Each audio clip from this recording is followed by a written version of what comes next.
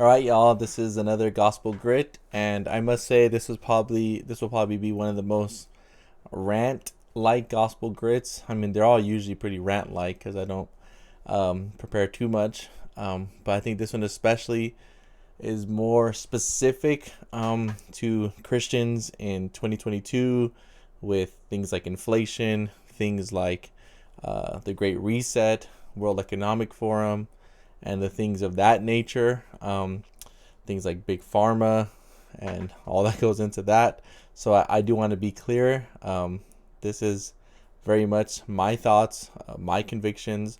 I do think that the Bible speaks to these things, not to the World Economic Forum or the Great Reset, but I think the Lord has given us in His Word wisdom that we apply to daily life, no matter what time or what season, what generation, what era we're living in. This is why the word of the Lord is timeless, because you could take it and apply it to all of life. And this is what the Lord gives us, the light of nature, something that He Himself, it's His truths, it's His word, it's His gospel that informs all of life. It's Christ for all of life. So yes, as we see, Christ has been given for us. Christ has been given to us as a sacrifice, as our righteousness. God has offered up His own Son on our behalf. We were at enmity. He drew us in. We were truly haters of God, and He made us lovers of God. Primarily by giving us Christ and giving us new hearts, opening up our eyes. The gospel of salvation, the gospel of grace. Enemies turn to friends, orphans turn to sons and daughters. Those who were far off have been brought near. We're now united to Christ. But there is salvation, glorification. What about this? What about this little part in the middle, this vapor of life? Doesn't matter. Yes, it does. That's why the Bible speaks about that life so much, that life that is to be lived in a manner worthy of the gospel. And you see generations and generations of in the Bible itself of God's people living a certain way as compared to the world. So what is my rant? How does this tie? Because I want to say that the gospel informs all of this. First, we must have security in Christ, trust in Christ. He is our blessed hope. He is our blessed assurance. He is that which we await, as it were. He is the glorious one. But as we wait for Him, as it were, as we're longing for Him, as we're seeing our identity in Christ, as we're seeing us primarily as sons and daughters who've been brought into the fold of Christ, we need to begin to move from there and also wrestle with the realities of life. So let me first talk about health and what the Christian view of health is. Well, as you know, the gospel impacts all of life, and Christ cares about our body. Christ cares how we treat our body. Christ does inform, as it were, that we should have His lordship be applied to all of life, health included. That's why you see Paul telling Timothy, take some wine for your ailments. That's why you see Paul also saying physical training is of some value. You see in Deuteronomy how God is going to bless His people, how God is going to increase their numbers, how He's going to bless the fruit of their womb, how He's going to increase their crops and give them new wine and new olive oil, how He's going to bless them more than any others because they won't receive the disease that was inflicted to them in Egypt. Now, I'm no prosperity preacher. I'm not saying that this is some health, wealth, and prosperity type stuff. That is not what I'm saying. Rewind that so you can hear that again. I'm not saying that. But what I am saying is we're not Gnostic. We don't believe that the material world is evil. So Christians should care about their health. Christians should be wise and shrewd in where the money goes. If you do some research on history, you know that the elites of the world have sought to infiltrate the health realm of this world, and they want to institute so much via the health industry. The health industry. Big pharma makes so much money. Big pharma can put out drugs that end up that are detrimental to society, and they get sued and they get sued and they get sued, but they make so much money that it doesn't really matter, and they just keep on doing what they're doing.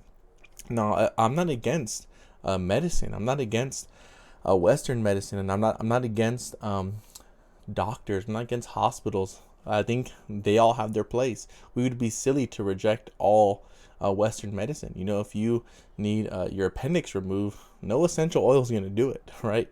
Not the You need surgery. You need someone to go in there and take that out. So there's good aspects of hospitals. There's a lot of good things that come from that type of medicine, as it were. But what I'm seeing is that Christians are falling prey to the treatment, the how to live with a disease, rather than seeing, is there a cure? Is there an alternative method? Is there something in my diet? In fact, again, just follow the money. Government subsidies are heavily involved in our food chain. Things like corn subsidies, things like sugar subsidies, and now all of our food is pumped with cornstarch, high fructose corn syrup. Sugar is in everything. Sugar's in the meat. Sugar's in chewing gum, and you see this big wave, and a lot of high-level doctors are paid off to say that sugar is not that bad for you. So it's coming from us in every direction. It's coming from us from big pharma, and wanting to put everyone on meds, and wanting to put everyone on painkillers, and wanting to put everyone, again, I'm not saying that painkillers, sometimes you have a headache and it's that bad, take them. And I know there's brothers in the church that I love, that and I think that they really need pain meds, and they take them. But I'm saying is, if you're not there, consider alternatives, right? Again, I'm not a doctor. I'm no one's physician. I'm just saying that I think Christians need to be thinking critically about these things, and not just assume that everything is great out there. There's so much information out there to show you that, yeah, the food pyramid that is shoved down our throats is high carb, high caloric intake. This fats are bad for you, and so forth. A lot of that stuff is phony. So all I'm saying is, I'm not going to tell you what to believe on these things. I'm just saying we should be critically thinking about things like food, things like big pharma, things like what is the norm, and say, why is this the norm? Is there money? Is there government money behind the food chain? Is there government money behind the health industry, right? And going on from that, we should also be wise about our view of money itself. We're approaching a season of life where it could get very dark, could be high inflation, low production. There could be a dark season of economic tyranny coming our way. So are we being wise with money?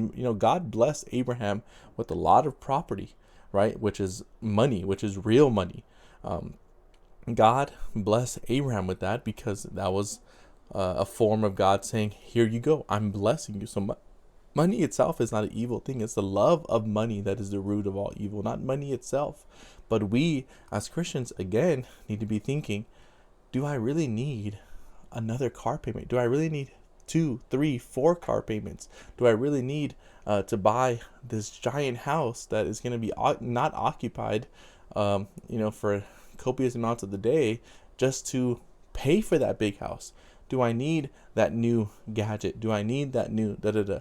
We need to start viewing money as Christians who apply the Lordship of Christ, and saying, even the way that I use my money will speak to the gospel, will speak to the Lordship of Christ. How is that? Because I'm not using my money to fulfill something in me. I'm not using my money to acquire some form of worth in these things. My worth is not in what I own.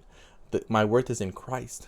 Christ is my satisfaction. Christ is my hope. Christ is my everything. So now I use money as a tool to get things that help me to worship Christ in all of life. Now, again, I'm not going to go into details, but use your money in a way that glorifies Christ. And yes, of course, some of that is leisure. Some of that is entertainment. Some of that is just buying the dessert at the end of dinner to have fun with the family. Yes, some of that is buying good meat that goes back to the food, but buying good meat to celebrate, buying good food to show this is a feast for the glory of God. Yes, but see, that's using money to an end that is the glory of God.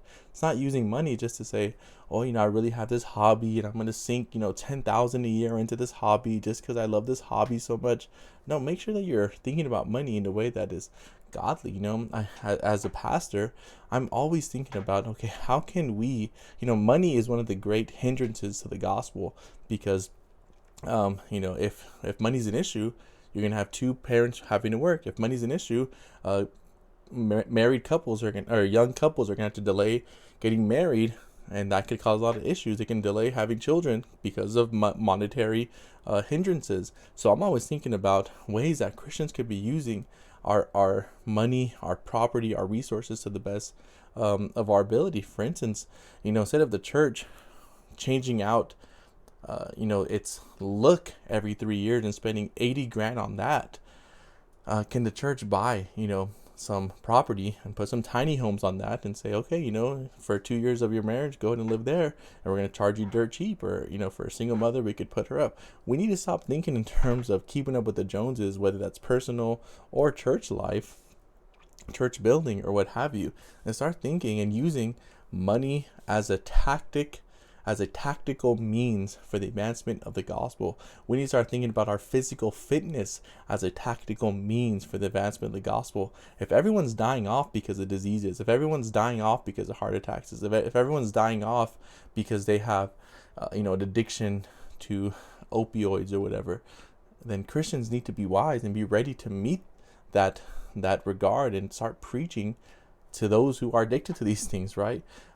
So we need to see that all these elements of life, money, food, physical fitness, all these also speak to the Lordship of Christ, and Christians need to be shrewd and wise when we analyze these things. I'm not saying become this crazy, wild conspiracy theorist who thinks that everything is, everyone's trying to get to you, and and everything is a government conspiracy. Not saying that. While at the same time, I will say that there is a lot of things like soy in our food that produce a lot of estrogen. That's just, it's just a fact. It just is what it is. There is a lot of sugar in our food that causes us to not perform at the ability that we should be performing. There is a lot of junk in the medicine world that is put in our bodies that should not be putting in our bodies. A lot of the ingredients in our food are banned in other nations. America has a very low life expectancy rate. America ranks really low in a lot of these areas. It's because I don't know that Christians are applying the Lordship of Christ to these to all of these things. So again, like I said, this is kind of a rant, but I do want us to be Christians who don't have our head in the sand. So when things do come, right, a food shortage, are we preparing for that? There's plenty of proverbs that say, prepare in the harvest for the wintertime. If there's a food shortage, are we using our money to build some of that up? Are we not testing the Lord our God? Or are we actually taking the steps in wisdom to prepare if there is a coming depression? Do you have, yes, money in the bank, but also other physical assets? Do you have generators? Do you have solar generators? Do you have some type of crop growing? Do you have some type of fruit growing? Do you have a farm you can connect with? Do you have a freezer full of food? Do you have these things, right? Or using your money at complete leisure and spending it on everything, and then when things happen, you're caught with your head in the sand, and now you're literally a vulnerability to everyone, and now people have to take care of you, right? Yes, the Lord's always going to provide. He's always going to be with us, but we're called to live according to wisdom. So this whole video is just saying, start thinking about your health. Start thinking about things like medicine. Start questioning things like Big Pharma. Start questioning things like the food pyramid, and if that's really the best diet to intake. Start questioning the way that you're spending your money and preparing for a possible economic depression and a dark winter, as it were. Are you preparing for the future? Are you considering? Are you being tactical in all your decision making? Or are you just merely gratifying the flesh, which might speak to a lack of seeing the Lordship of Christ and the glory of Christ and the beauty of Christ in His gospel? We need to be comprehensive. We need to be wise. We need to be shrewd. That's all I'm saying is slow down and think about some of these things, because they will be bigger questions and answers that we will need to have in these coming years. And Christians should be ready to meet these years in stride, because we did not have our head in the sand. We were preparing physically, mentally, spiritually. We were preparing our food. We were preparing our finances. We were preparing all things, because they're all under the Lordship of Christ. Excuse the rant, but I hope that it was helpful.